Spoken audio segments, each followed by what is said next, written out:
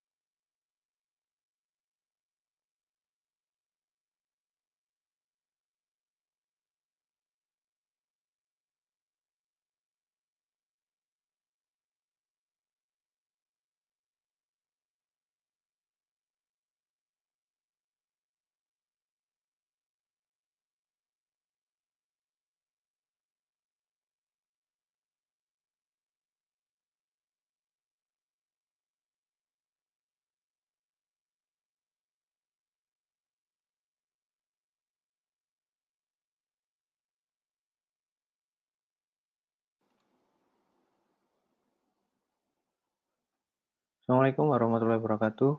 Apakah suara saya jelas? Jelas, Pak. Sudah, Pak, Oke. jelas. Slide-nya sudah tampil? Sudah, Pak. Oke. Sebelumnya, Assalamualaikum warahmatullahi wabarakatuh. Eh, Warahmatullahi wabarakatuh. pada ini, pertama saya mohon maaf karena terus terang menyusun, kalau materi slide-nya ini sudah siap, cuman yang belum siap itu kan ketika mentranslate dari slide menjadi itu ya, suatu kayak blog gitu. Nah, jadi materi dan biasanya materi RPL saya di informatika itu hanya untuk 4 pertemuan. Artinya pertemuan selanjutnya itu mereka banyak project. Nah, ini untuk menyesuaikannya ini saya paling nggak butuh 2 sampai 3 pekan ya. Nah, kemudian asumsi saya teman-teman sudah mengakses e-learning yang sudah saya buat pekan kemarin yang kedua. Jadi di situ ada pertanyaan terakhir ya. Ketika sudah tahu tahapan rekayasa perangkat lunak, itu ada pertanyaan seperti gimana kalau kita sudah ada ide, sudah tahu stepnya membuat perangkat lunak, kemudian menjadikan sebuah aplikasi. Nah, buku-buku yang secara real berdasarkan pengalaman itu tidak membahas bisnis model. Nah, makanya di uh, di apa namanya di oke di rekayasa nah ini saya share ya. Oke. Nah, ini di e-learning oke, di e-learning itu uh, kebetulan ini gambar yang rencana pembelajaran semester ya. Itu uh, ini di pertemuan ketiga ini kontennya daripada saya nunggu dibuat, ini saya sampaikan secara video call. Sebenarnya rencananya ini strateginya tetap model e-learning. Video call itu nanti setelah UTS dan sebelum UAS. Ya. Nah, oke. Jadi tapi materi ketika bicara bisnis model teman-teman harus sudah menyelesaikan yang 1-2, yaitu sudah tahu step-step di software development, dan itu tidak saya jelaskan. Nah, sekarang di dalam materi ini, di dalam materi e-learning ini, pertanyaan ini yang mencoba materi sebelumnya ada pertanyaan.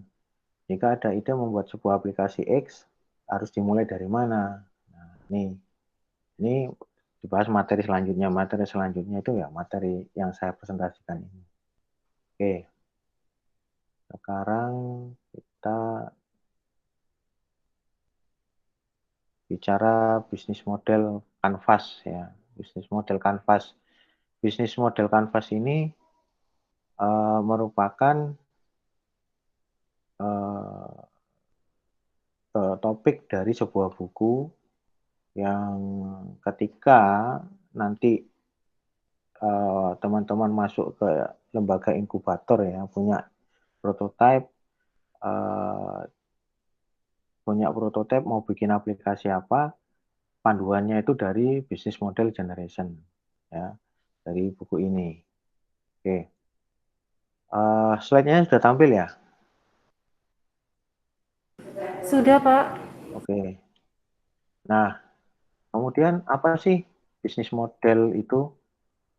Bisnis model itu mendeskripsikan ya secara rasional, teman bisa baca di teks Inggrisnya ini, di mana bisnis model ini menjelaskan secara detail ya yang bisnis yang kita mau bangun, sebuah organisasi bisnis yang kita bangun itu mau buat apa, mau mendeliver, artinya mau mencoba memberikan layanan apa, dan mencoba mengambil capture nilai apa, artinya peluang bisnis mana yang mau diambil, tapi dijelaskan secara detail.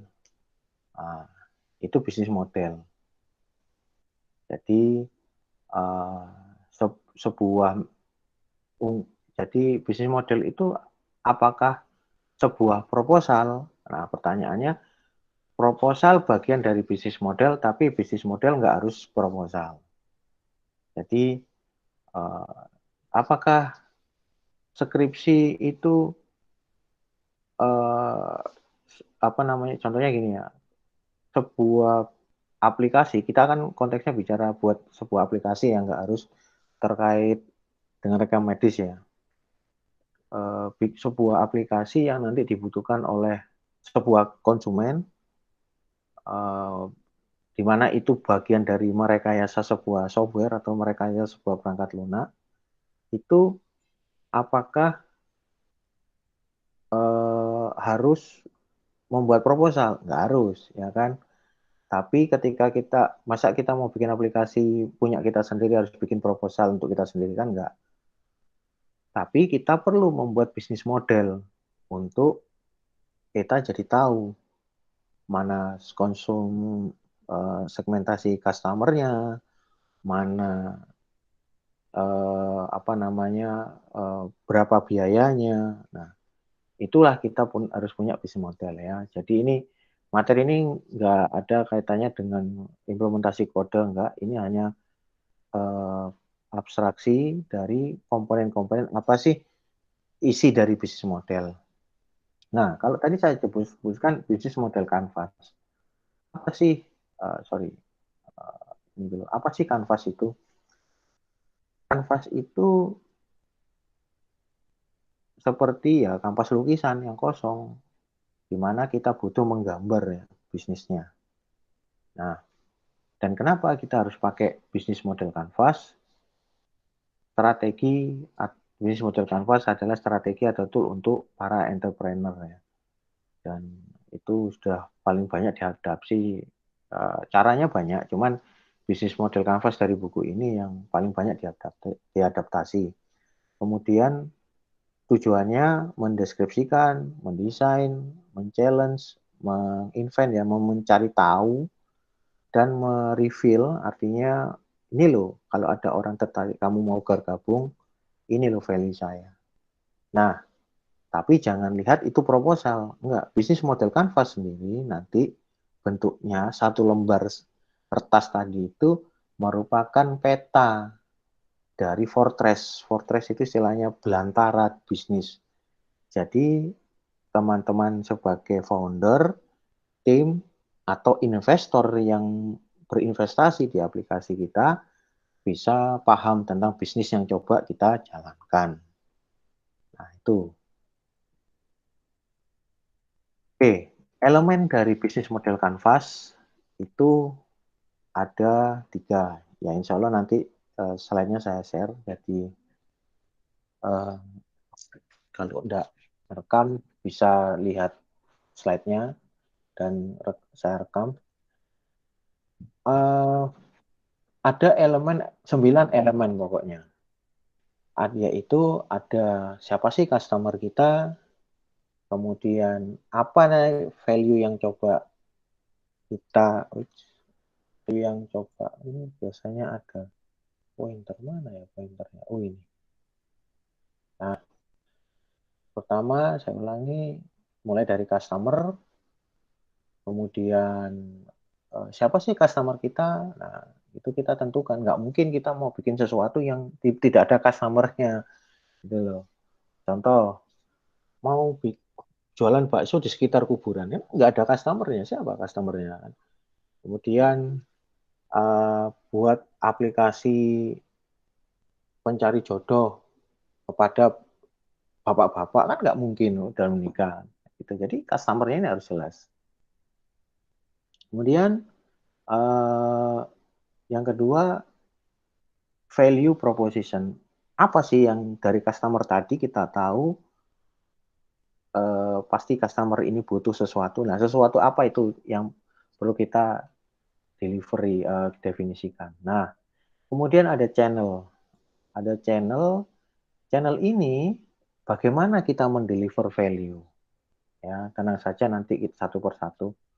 Kemudian customer relationship,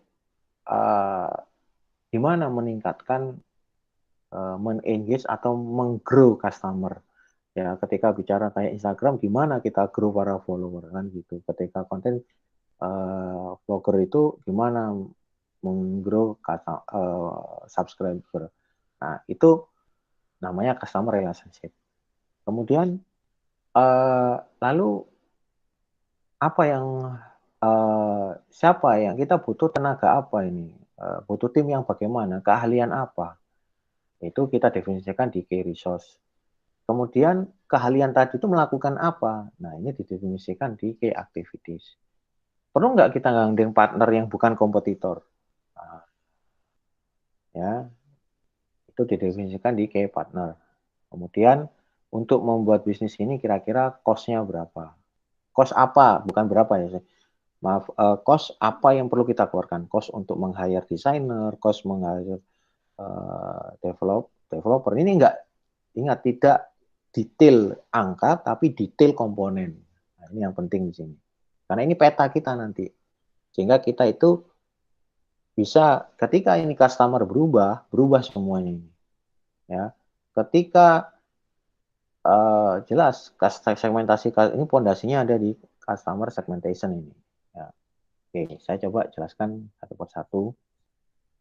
Jadi dimulai dari customer segment, kemudian nanti kita bicara value, kemudian kita nanti bicara channel, kita deliver bagaimana customer relationship, kemudian bicara sorry 4 mana 3 4 5 ini revenue, kita dapat duitnya dari mana, 6 kita butuh orangnya siapa saja, yang melakukan apa saja, kemudian butuh partner siapa saja, dan jadi sepertinya itu. Nah, bisnis model Canvas itu realnya itu hanya satu lembar ini. Kita yang perlu nulis. Kita definisikan segmentasi konsumen itu apa. Ya, kalau teman-teman googling bisnis model Canvas nanti ada satu lembar ini. Ini biasanya ketika orang mencoba bisnis ini di print ya dengan ukuran A1 atau A0 ya, yang besar poster, orang nempel pakai sticky note. Ya, tapi nanti saya tunjukkan pakai tool yang online ya. Tapi disarankan teman-teman mengerjakannya ini nanti koneksi dengan laptop ya atau komputer. Karena kalau pakai handphone agak susah. Kemudian atau bisa juga nanti ketika mengisi ini kan nanti ada tugas kelompok ya buat seperti ini. Satu orang yang menyusun, satu orang yang coba mengisi kolomnya ya. Nah, ini namanya bisnis model Canvas itu realnya itu ini. Kita tulis isi-isinya. Nah, saya coba memperdalam yang tiap komponen ini tadi. Tiap komponen apa di bisnis model Canvas. Nah, customer segment. Untuk mengisi customer segment, kita perlu tahu beberapa model pasar ya, market. Ya, di sini coba saya definisikan beberapa model pasar.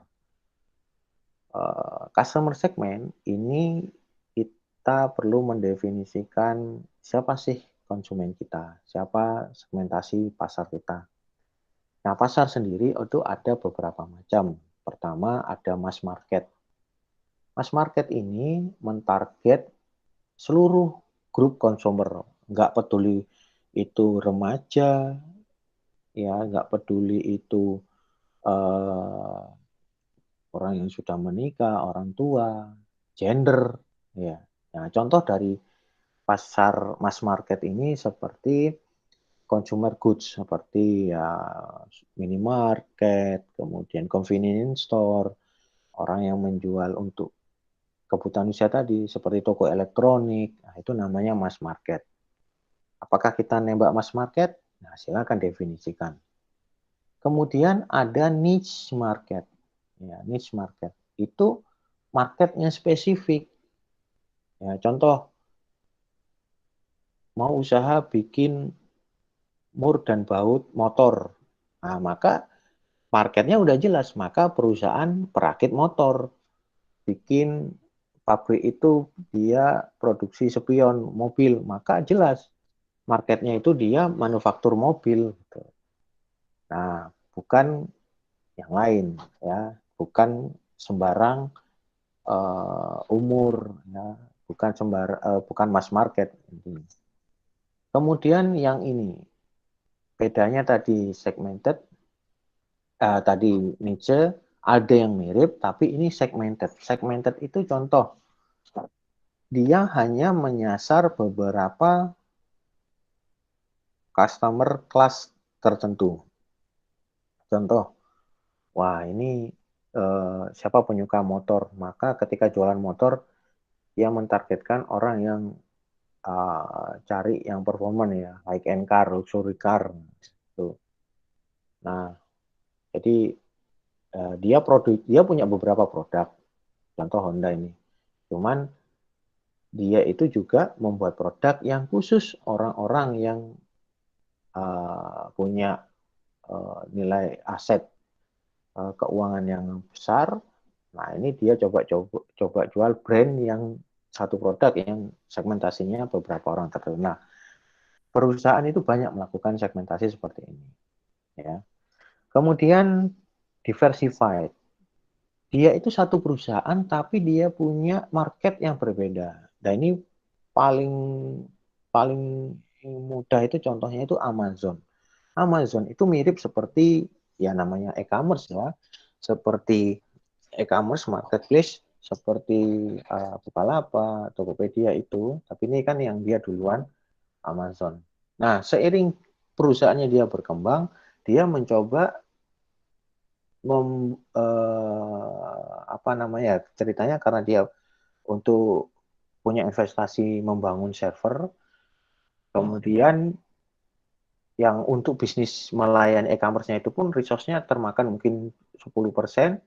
Nah, 90% ini dia coba jual resource-nya dia. Akhirnya dia mencoba perusahaan Amazon menjadi cloud platform provider. Jadi sebuah perusahaan yang juga menyediakan uh, cloud storage ya, seperti Google itu kliennya jadi Amazon. Artinya perusahaan-perusahaan IT yang butuh menghosting websitenya. Nah, pertama Amazon menjual consumer good ya, barang-barang apapun yang dijual di Amazon. Dan kedua, dia juga punya customer yang spesifik untuk di content provider ya, cloud platform provider. Nah, namanya Amazon Web Service. Nah, itu artinya sebuah perusahaan dia diversified, dia punya beberapa market yang berbeda. Oke. Kemudian hampir mirip dengan diversified itu ada multi-site platform. Multi-site platform itu dia harus pandai menginterconnecting marketnya. Contoh nih ya, contoh Visa itu bukan bank. Seperti di kartu teman-teman itu ada Visa, kartu ATM ya debit ya, kartu debit ataupun kartu kredit itu ada Visa, ada Mastercard ya, itu atau GPN yang punyanya Indonesia nih, itu perusahaan yang dia bukan bank. Izin perusahaannya dia bukan bank, dia hanya middleman yang menghubungkan antara orang yang terima duit sama pemilik duit dan bank. Nah, dia di tengah-tengahnya itu. Ya. Nah, jadi bagaimana ini dikatakan multi-site platform? Dia harus bikin platform yang di mana bank bisa, bank kan apa namanya, dia harus cari toko yang mau nerima kartu atau mesin nyambung dengan rekeningnya si pemilik toko, di mana dia harus bikin platform ya seperti mesin debit, mesin ATM, atau yang lain. Platformnya itu memungkinkan ada nilai yang bentuk data digital masuk ke rekening pemilik toko. Nah, kalau kalau kalau yang di dalam, saya lupa di dalam bukunya apa itu ya. Jadi perusahaan seperti Visa ya, perusahaan seperti Visa, perusahaan seperti Mastercard, dia itu uh, keuntungannya besar dari setiap nilai transaksi. Ya, jadi bank kan nggak membangun platform sendiri untuk datang ke toko merchant, itu bukan miliknya bank itu miliknya Visa, yang kartu debit itu yang ada Visa, ada Mastercard, itu miliknya Visa. Nah, teknologi sehingga ketika kita transaksi kartu debit gesek di Indomaret gitu ya, pakai debit itu, atau kita ngambil ATM, itu data kita itu ada juga di perusahaan Visa. Kita, Irwan ini belanja apa, itu ada. Makanya pemerintah kan maunya bikin GPN. Dan bank itu bayar ya. Nah, setiap transaksi, oh kita nggak bayar. Iya, kita tidak bayar. Bank yang membayar itu tadi ya. Makanya ada, kalau pakai kartu debit kan ada administrasi kartunya. Ya itulah yang coba dibayar. Kalau tiap transaksi Rp1.000, nah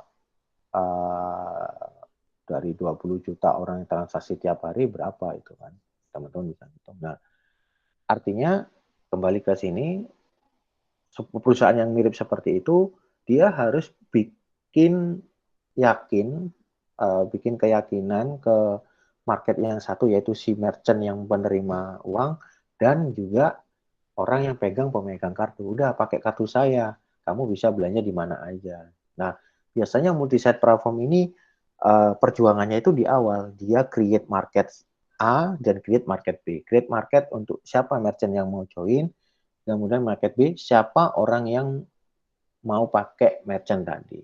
Nah, itulah sama seperti GoFood ya. Dia cari tempat merchant yang willing to buka service di aplikasi GoFood-nya. Juga dia cari orang yang mau pakai aplikasi GoFood, kan gitu. Nah, ketika orang, oh ternyata di GoFood, Gojek, PT Gojek itu, PT Karya Anak Bangsa itu punya sekian customer datanya, dia bisa ngomong, ngasih iming-iming, ini loh di daerah kamu, ini ada orang yang selalu pesan sekian, nah ya buka merchant. Nah itu mekanisme,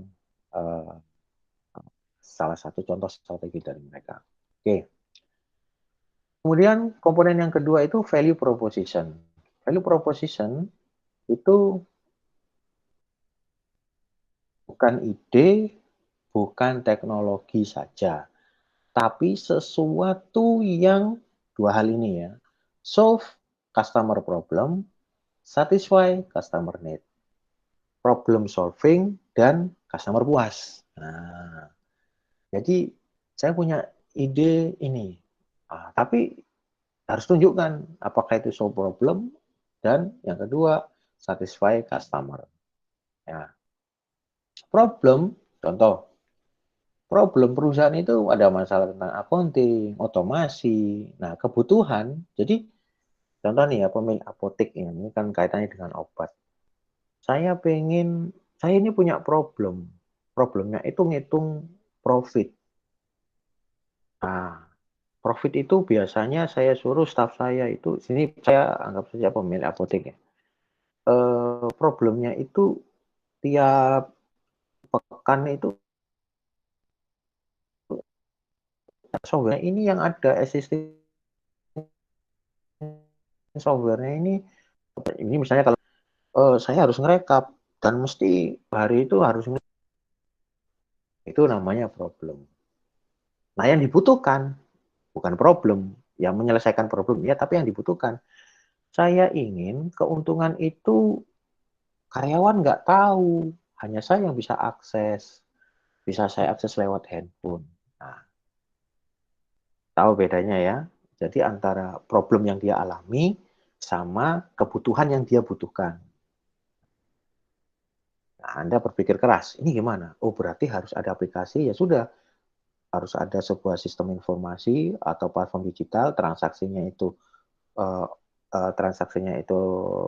seperti payment, seperti di Indomaret itu ya, itu namanya payment on sales, pay on sales atau payment system. Pada sistem penjualan, ada jual obat, nah, datanya itu bisa diakses oleh si pemilik toko. Nah, itu value namanya. Dua komponen tadi, solve the problem dan satisfy customer need, memuaskan kebutuhan dari sebuah customer. Oke. Jadi nggak hanya ide saja ya. Nah, kemudian channel, komponen channel. Gimana? Ini keliru ini. Customer salah. Salah, coba saya edit dulu. Saya edit ini kok salah ini. Jadi bukan keep and grow customer ya. How deliver. Ini kayaknya saya salah ini. Bentar. Ini kok customer segment. Channel. How the business ini sama ya. Sorry. Customer relations, kita ke channel dulu. Channel dulu ini how we deliver the business, the value to the customer. Nah, jadi gimana kita deliver value-nya? Nah, kalau contohnya lewat aplikasi mobile kah?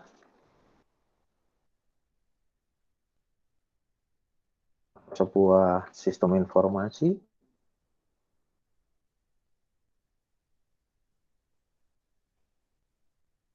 Sebuah sistem informasi? Jadi lewat mana nih? Ya, jadi kita perlu sebutkan, oh kita butuh membuat sebuah aplikasi. Nah, udah state di situ. Kemudian relationship. Nah, biar kita nge-growth customer ini gimana itu? Apakah kita butuh personal assistant seperti customer service, atau kita coba bentuk community, atau co-creation seperti tolong buat review, nah testimoni. Nah, itu nanti di state strateginya di sini. Kemudian revenue stream ini yang paling penting. Revenue stream itu gimana kita get the money dari customer tadi. Contoh seperti di aplikasi tadi itu kita menyediakan aplikasi. Oke, aplikasinya itu apa? Berbasis lisensi, berbasis subscription, atau get the money from who get paid. Insya Allah yang ini nih ini sudah saya jelaskan di pertemuan berapa itu kayaknya. Di materi yang kedua kayak nggak salah ya. Atau yang pertama ya. Oh, belum ya. Oh, oke. Bicara. Nah, ini. Bentuk komersialisasi perangkat lunak ini. Nah, ini ya. Ini. Mungkin dibaca kembali. Itu. Oke. Jadi, bentuk-bentuk mengkomersialisasi sebuah aplikasi itu bagaimana? Oke. Kemudian, komponen yang keenam itu key resource. Key resource itu untuk membangun bisnis ini kita butuh siapa saja ini, ngerekrut siapa saja gitu. Apa untuk bicara aset, berarti kita perlu cari modal, kita perlu investor. Nah, investor itu ya namanya resource juga. Kita butuh informasi tentang hak cipta, kita butuh customer list, kita butuh manusia yang untuk mengimplementasi, misalnya kalau di bidang rekayasa perangkat lunak ya software engineer. Nah, butuh saintis ini data scientist kah, ya data science, yang bicara deep learning, machine learning. Nah, itu ya, namanya key resource. Kemudian key activities. Key activities ini resource tadi ngapain aja? Kita state. Nah, apa yang perlu kita lakukan nih? Bikin platform, menggali data, siapa sih customer ini lagi ada masalah nggak, memverifikasi masalah. Jadi masalah itu perlu diverifikasi. Ketika Bapak, saya lihat di apotek itu kayak gini, benar nggak Bapak itu butuh kayak gini? Nah, itu namanya survei ya. Kemudian partnership, butuh nggak kita menggandeng seperti siapa, pihak bank untuk pembayaran otomatis, menggandeng investor, kemudian menggandeng supplier. Nah, kemudian cost structure bahwa apa sih cost-cost yang perlu kita hitung, yaitu jadi bukan detail nilainya ya, ini lebih kepada oh ya kita harus memperhitungkan gaji, kita harus tahu biaya promosi, kita harus keluar untuk sewa tempat. Nah itu didefinisikan. Nah, ini contoh ya dari bisnis seperti transportasi online. Customer segmennya dia ada dua, yaitu penumpang, di mana orang yang butuh untuk berpindah tempat. Kemudian pengemudi, dia punya mobil tapi ingin punya penghasilan tambahan. Nah, dia segmentasinya itu. Oke, kemudian nilainya apa yang coba diberikan? Sebuah platform yang menghubungkan antara riders dengan drivers. Di mana aja bisa pesan kapanpun, tergantung ketersediaan di situ. Kemudian low cost, cost-nya itu lebih kecil dan lebih mudah daripada kalau nunggu kita naik bis harus pergi ke stasiun terminal. Kemudian kalau naik ini apa namanya kalau naik apa kalau ada servisnya mau sendirian atau apa. Nah, kemudian value-nya untuk driver ya itu bisa dapat uang kapan, kerjain nggak tergantung waktu. Nah, gimana mendeliver value tadi lewat aplikasi namanya Uber App. Nah, di mana rider juga pakai, ada driver juga pakai. Kemudian gimana mengengage biar ada growth. Nah, ini sistem rating. Ya. Rating sistem bonus. Nah, oke. Kemudian kita bicara revenue, dapat duitnya dari mana ketika menghitung ini. Jadi sisi ini dulu yang kita pikir. Dapat duitnya dari mana nih? Menghitung sekian dolar, sekian rupiah per kilometer. Kemudian ada search pricing. Ya, search pricing itu kita dapat bagi hasil ya.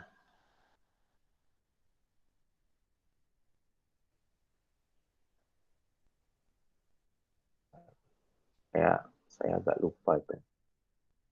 Search. Jadi ya, oke, search pricing ya. Jadi lebih kepada kalau di sini apa ya? Jadi seperti jadi lebih murah daripada kalau naik taksi. Nah, itu istilahnya surprising. Jadi mempermainkan harganya. Kemudian kita bicara resource, butuh apa? Oh, kita butuh orang yang paham teknologi. Oh, kita butuh jejaring driver. Kita butuh brand. Nah, kita butuh employee yang bertalenta lainnya. Kemudian ngapain itu? Tech platform yang tahu teknologi, dia mendevelop platform, kemudian kita hire driver, kemudian melakukan operasi seperti apa, legal aspeknya, kemudian marketingnya untuk bicara brand. Butuh nggak menggandeng partner? Oh butuh. seperti yang saya bilang tadi, untuk pihak yang memproses pembayaran. Kemudian melakukan mapping ya, map tag company, sorry, map itu ya rute, kita butuh aplikasi tadi yang menyediakan peta yang bisa diakses secara online ya, buta Google Map ya, kemudian investor. Oke, setelah kita definisikan yang terakhir, apa saja yang butuh kita hitung nih cost-nya. Kita perlukan dananya, besarannya, dananya berapa, item-item apa saja. Sekali lagi bukan detail angkanya, tapi komponen-komponennya.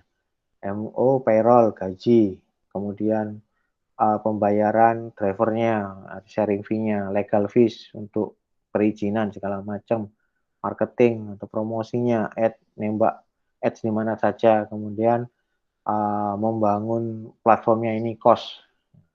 Oke, ini berapa. Nah, semua itu dibicarakan.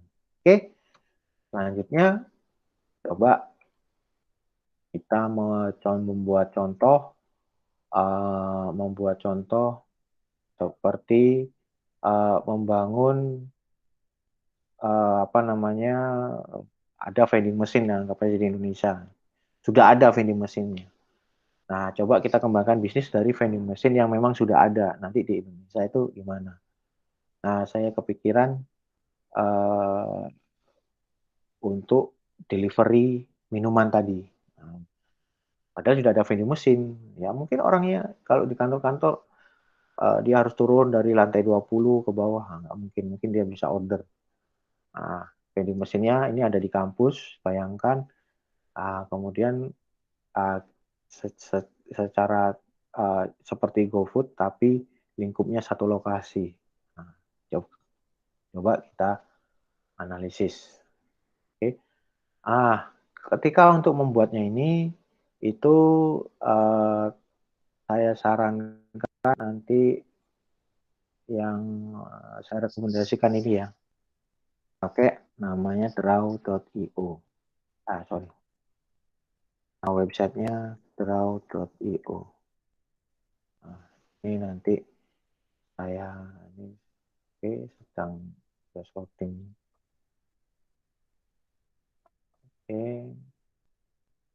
Draw.io. Saya ketikkan di sini di chat sebentar. Draw.io. Nah, ingat, ini aplikasi uh, yang memang butuh koneksi internet ya. Ini di Google Drive aja, ya. Makanya butuh otorisasi, ya, butuh otorisasi ini, dia butuh otorisasi. Nanti pilih akun mana yang ini kebetulan saya simpan di akun ini. Apa lambat ini ya? Kemudian halo aja. Nah, kemudian kalau sudah kita bikin new diagram. Bentar ini hilang ininya, presentasinya hilang. Presentasinya hilang. Mana draw.io?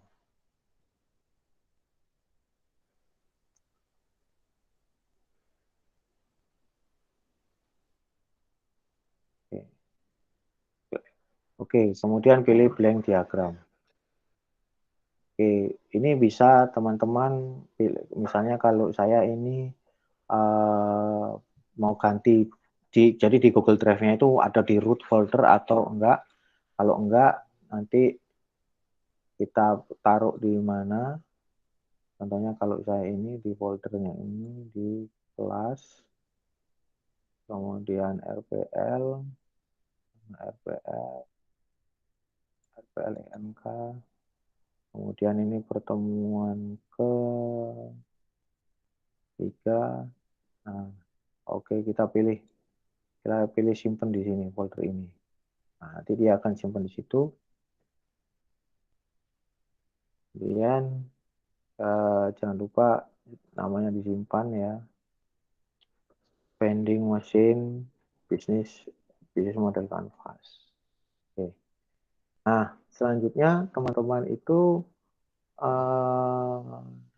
biar bisa PDF A4 ya, itu di setting A4 ya, kemudian landscape jadi tidur. Jadi posisinya itu tidur, ini kosongan. Kalau nanti menggambar diagram, nanti juga ada materi tentang use case diagram, teman-teman ya. Nanti tetap pakai Draw.io. Nanti pasti diarahkan ke alamat lain ya, diagrams.net. Dulu namanya dia Draw.io. Oke, ini masih free. Jadi kita hanya bayar kuota aja. Nah, selanjutnya kita copy template. Template-nya itu teman-teman bisa dari yang saya sharing ini tadi, ya, cari template. Tadi ini saya template-nya ini ada di sini tadi. Alamat ini ada template-nya. Nah, template ini bisnis model Canvas itu di mana ya? Sebentar.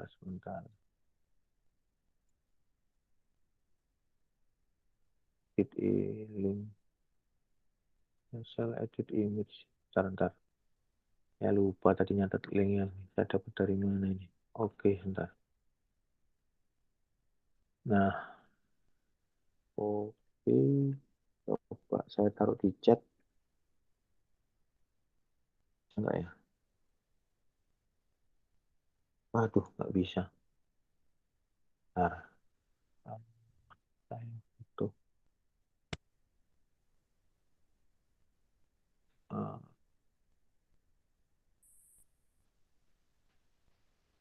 Bentar ya, saya kelupaan ngasih linknya ini tadi.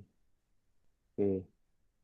Jadi untuk gambarnya itu teman-teman, jadi kita perlu import dulu file, import ya dari entah kalau dari apa namanya, kalau dari komputer teman-teman berarti device, tapi ini saya ngambil dari internet ini. Ini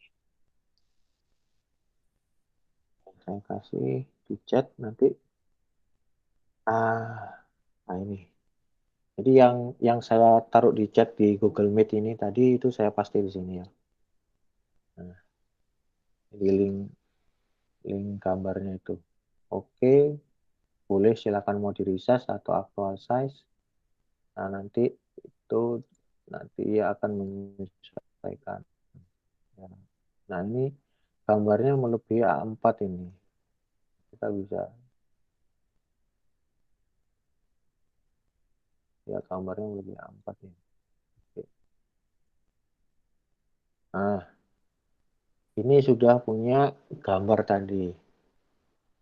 Nah, ketika kita mengisi customer segment dari bisnis apa namanya, bisnis vending machine, nah, kita bicara segmentasinya. Contohnya kita isi pakai kotak ini. Ya, ini kan kecil ya, teman-teman di layar juga nggak kelihatan. Coba saya besarkan. Nah, ini tulisannya tutupin nggak apa-apa, itu keterangan aja. Yang penting ya, title-nya ini seakan-akan kayak sticky note, mengganti sticky note ya, mengganti sticky note dari ini. Kita ubah warnanya, lainnya kita hapus, nah, kita isi. Nah, segmentasi bisnis kita apa? Yaitu orang kantoran atau kampus di area kantor luas yang butuh minum atau makan, tetapi tidak dapat meninggalkan ruangan. Jadi delivery yang ada di sini, jadi nggak cari makan di luar itu. Dan bisa diimplementasi di kantin ya, ketika nggak ada pandemi lah. Nah, ini taruh di sini. Kemudian customer segmentasi kita ada dua. Nah, masih pemilik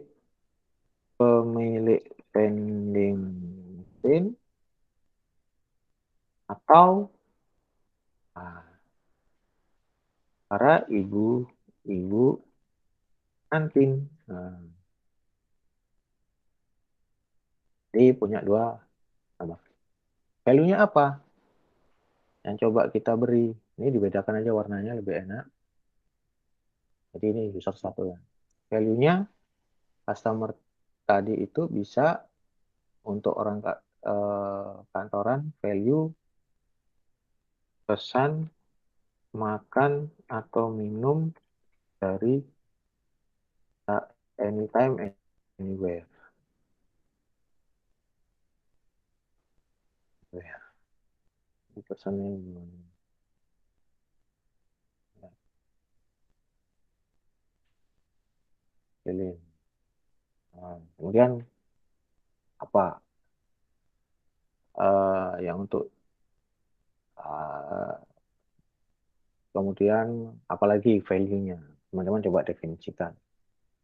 Kemudian kalau yang untuk si ini ya ini bisa kita copy paste aja ini sini.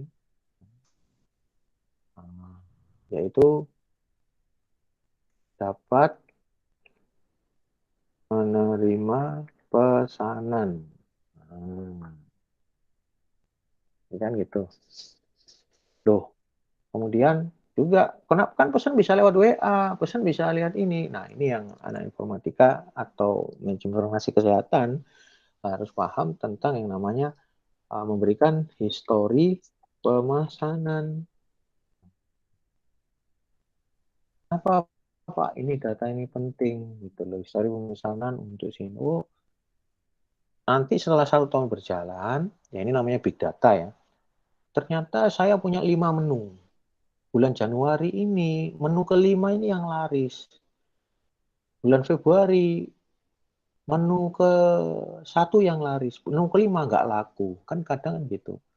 Nah, dari situ kita bisa memberikan uh, layanan kita sebagai platform itu untuk memberikan forecasting gitu loh. Ya, history forecasting bahwa disarankan bahwa ibu masa nilai data itu kita jual. Padahal data berasal dari transaksi ya yang mereka lakukan.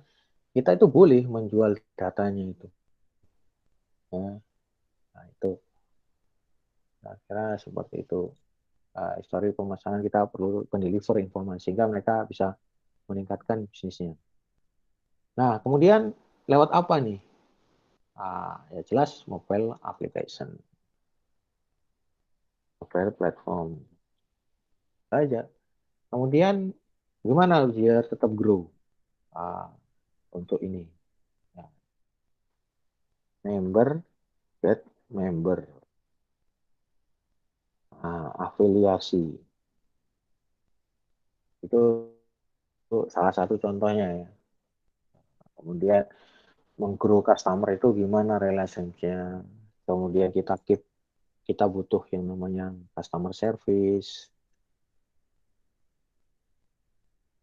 Pokoknya segala sesuatu yang perlu dilakukan kita menyediakan untuk customer agar keep customer grow itu gimana?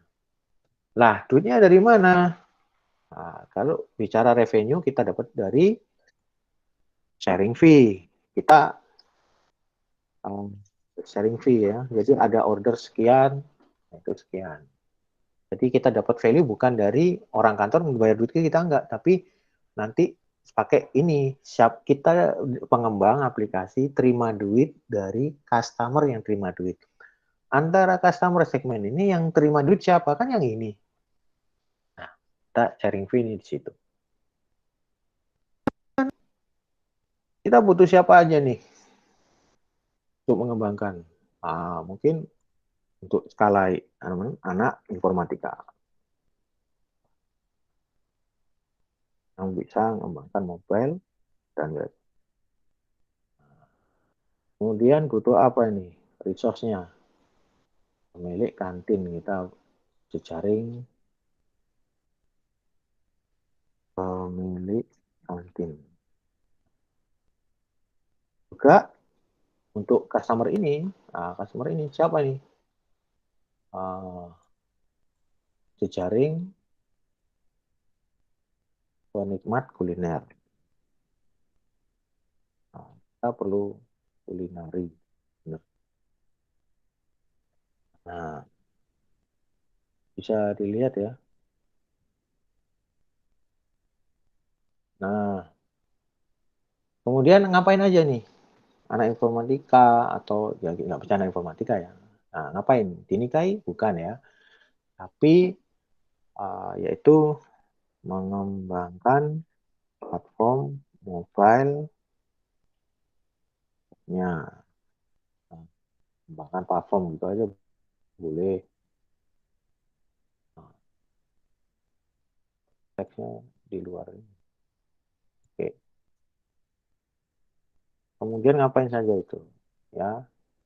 Kemudian untuk mengembangkan platform yang untuk ini, apalagi untuk promote kita orang yang punya network endorse gitu ya. Siapa yang promote ini juga endorser. Saya nggak tahu siapa itu. Ya, yang suka endorse itu. Cari follow. Oke, kemudian partnernya siapa nih? Ya bang, payment gateway untuk proses pembayaran. Oke, terus partnernya kita gandeng supplier vending machine. Oke, cost structure. Nah, cost structure-nya kita butuh ya payroll, kemudian tempat,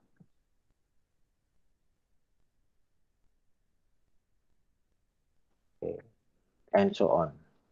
Sebetulnya saya tidak mau mengisi ini karena takutnya nanti teman-teman nggak ada ide lain nih, ya.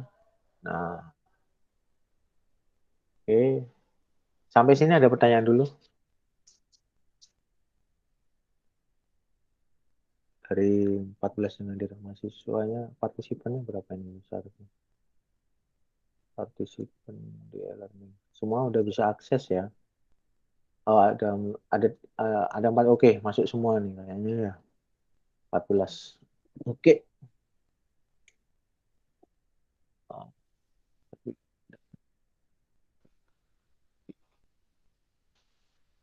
ini kayaknya yang belum akses. Oh, ini rata-rata sudah akses. Yang belum akses e-learning ini kayaknya Kolifah nih.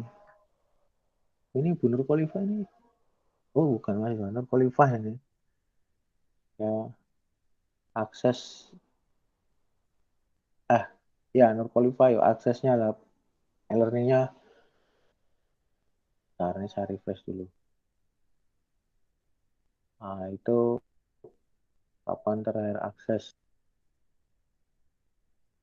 Nah, jadi ini ya. Nah, ini kalau gini kan si Tamia aksesnya 13 jam yang lalu kan itu ya. Kelihatan ya, oh, ini udah baca atau belum? Nah, gitu. Nah, ini Dwi Kurnia ini 11 hari yang lalu ini terakhir akses ini. Aduh. Jadi 1 hari sebelum jadwal lah itu coba akses ya. Nah ini Alvinda ini akses ya. Pak nanti akses terus kita baca ya kita nggak tahu ya dosen nggak tahu tapi yang namanya platform nah, itu kita bisa tahu kita bisa mengingatkan ayo itu itunya diakses dan nanti ya di perusahaan saya pernah membuat sebuah sistem yang juga ketika untuk platform learning ini siapa nih yang sering akses. Nah, itu nggak bisa sering akses, tapi apakah dia mengikuti pelatihan? Enggak. Nanti itu diukur dengan mengirimkan hasilnya report. Makanya ketika mata kuliah ini, report itu ini outcome saya usahakan tiap pekan ada tugas ya, usahakan. Nah, nanti dari pertemuan ini nanti ada tugas ya PMC. Nah, sampai sini kalau ada pertanyaan saya lanjutkan dengan tugas.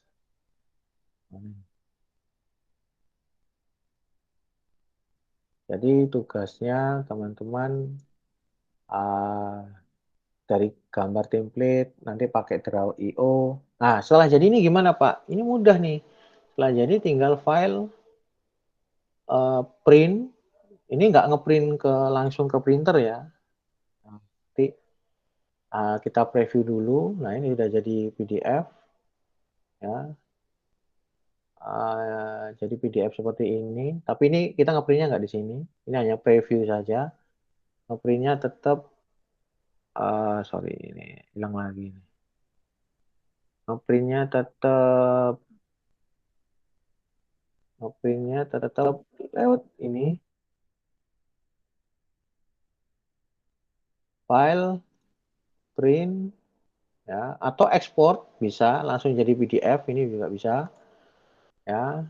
Include copy of my diagram, atau kita select dulu mana yang itu transparent background ya. Kalau saya biasanya ini select dulu nih, Ctrl A, di select jadi ini aja ya, file export as PDF, selection only, transparent background ya. Ya, ini di uncentang juga boleh kok. Disimpan di mana? Nah, atau di download ini aja juga bisa. Jadi nanti ya proses, nah ini proses ya. Nanti muncul, ini tidak muncul di sini ya, tidak muncul kayak jendela itu loh, apa namanya, jendela download ya, jendela layar download tadi.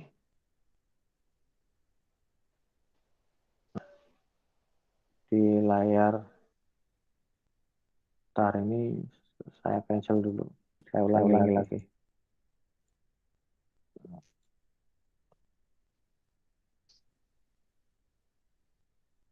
File export as PDF, selection only, transparent background. Copy of my diagram ini apa ya? Ini coba centang. Nah, ini saya coba simpan di device. Ini nanti muncul dialog untuk biasanya kalau teman-teman download. Tapi di jendela saya ini nggak muncul. Oh, ini sudah. Sorry, ini otomatis di dokumen.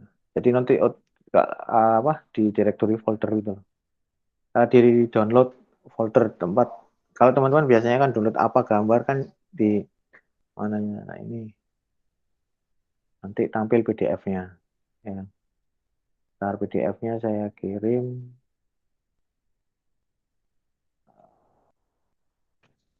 PDF-nya saya kirim. Nah, ini saya tampil. Jadi nanti ada template sendiri ya. Jadi ini nanti ditaruh di dokumen, di apa namanya, di template dokumen ini. Jadi saya taruh di Telegram dulu.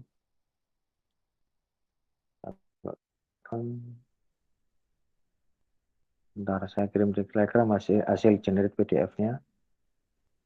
Kemudian, tapi nanti teman-teman ngirimnya tidak langsung ini ya, bisnis modelnya kayak yang saya di Telegram. Itu nanti ada cover, kemudian ada daftar pustaka. Nah, nanti teman-teman isi nama di cover tadi, jadi nggak perlu desain cover lagi, isi nama, ya ada template-nya sendiri lah. Nah, nanti PDF-nya ini teman-teman bisa copy di dokumen atau dijadikan satu di template-nya nanti. Nah, itu baru dikirim. Nah, kapan itu dikirim dan ngirimnya di mana? Apakah di platform? Ini sedang saya susun. Ya, jadi enaknya jadi satu mahasiswa ada satu, kalau nggak lengkap, nah nilai otomatis keluar.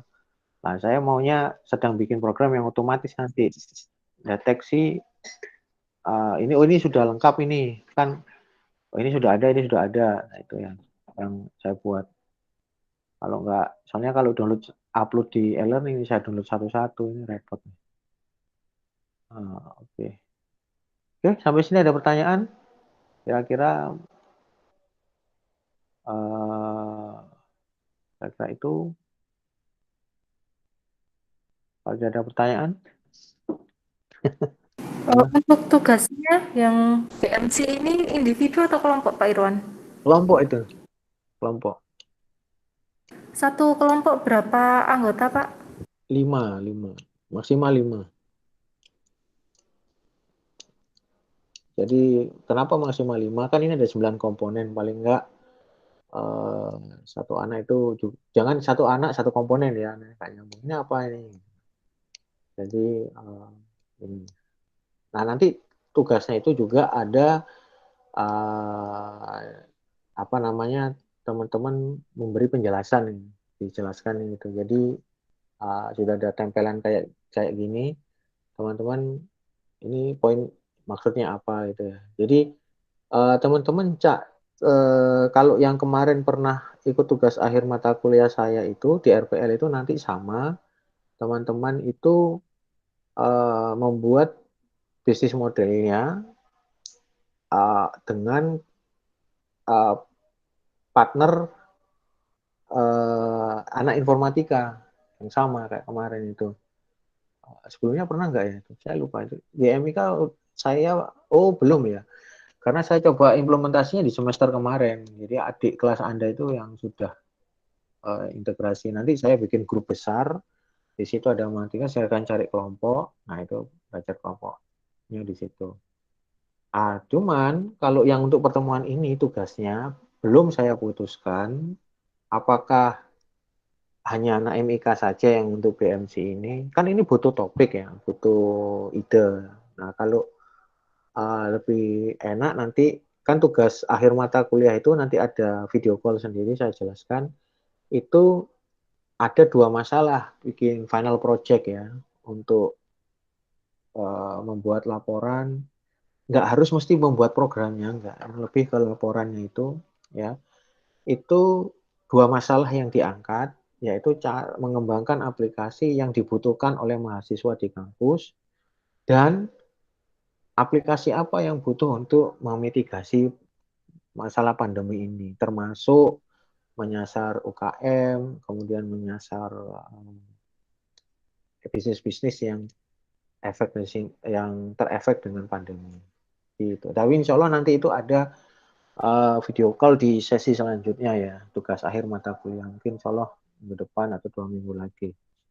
Yang jelas apa namanya, UTS itu teman-teman, UTS-nya itu teman-teman ada soal ya, ada soal. Jadi soalnya juga sangat mudah, ya, jadi kurang menantang, sehingga nanti juga ada setelah UTS harus sudah punya grup kelompok. Jadi kan cari kelompok kan 1 minggu kan cukup ya setelah UTS. Makanya di rencana pembelajaran semester itu video call itu.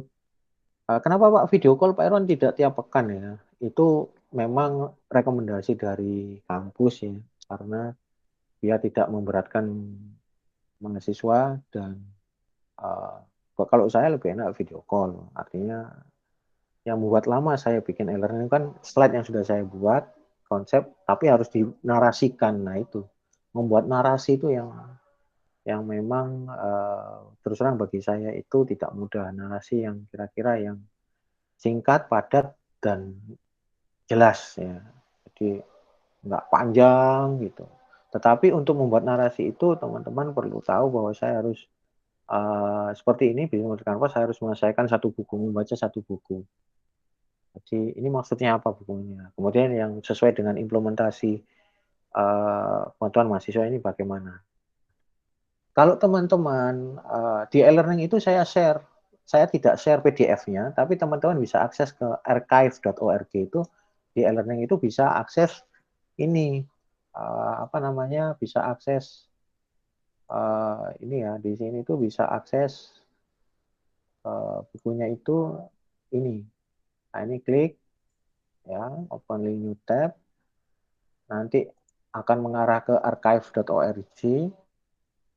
Itu teman-teman bisa baca secara online ya. Kadang ada yang bisa di-download, kadang ada yang tidak bisa di-download ya.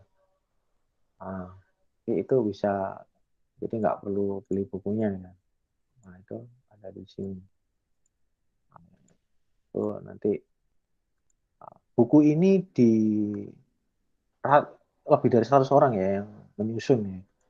Di praktisi-praktisi yang itu, nah ini saya ambil dari situ ya, mostly menarik punya. Saya kira malam kalau saya ada buku e-book ini ada yang dalam, mesti saya harus beli buku fisiknya ya. Buku fisiknya lumayan agak menguras kantong, jadi kemarin saya cari-cari, ini ada di archive, alhamdulillah ada, maka teman-teman bisa baca aja nih ya kalau mau detail. Oke, saya rasa itu untuk materi hari ini. Terima kasih waktunya. Jika ada pertanyaan di grup Telegram ya. Dan saya nggak tahu itu salah laporan dari asisten saya ada. Saya dimasukin grup WA udah jarang saya buka ya. Jadi kalau komunikasi Telegram saya lebih ke komputer ya. Jadi kalau ada pertanyaan, itulah kenapa saya butuh grup dulu. Dan kita seharusnya di pertemuan ke-6 dan insya Allah satu pekan itu ada 2 konten. Jadi saya coba buat ya. Nanti kalau ada update akan saya informasikan ke grup Telegram. Sekali lagi tugas, coba pakai, misalnya mau kerja sendiri nih, nggak apa-apa, kerjakan sendiri dulu bisnis model Canvas ini bagaimana, nanti latihan ya, tapi ingat yang saya misalnya mau dikumpulkan, nanti tugas akan saya tagih entah 2 pekan setelah UTS atau apa, atau 2 pekan sebelum UAS. Itu jadi intinya seperti di identitas mata kuliah di e-learning yang sudah saya jelaskan, tugas apapun tolong disimpan secara aman ya, dituliskan, bisa pakai Google Docs ya, jadi nggak menghuni hard disk kita, kemudian pokoknya dan tidak perlu dicetak, itu yang penting. Semuanya soft copy dan tidak dikirim di Telegram, untuk sementara tidak dikirim di Telegram. Jadi apalagi di Telegram ke saya Japri, nggak disimpan dulu. Oke, terima kasih waktunya. Alhamdulillah semua bisa hadir. Saya akhiri. Assalamualaikum warahmatullahi wabarakatuh. Waalaikumsalam warahmatullahi wabarakatuh. Terima kasih Pak. Waalaikumsalam warahmatullahi wabarakatuh. Nggak perlu foto-foto ya. Tidak perlu, Pak. Oke, good. Assalamualaikum.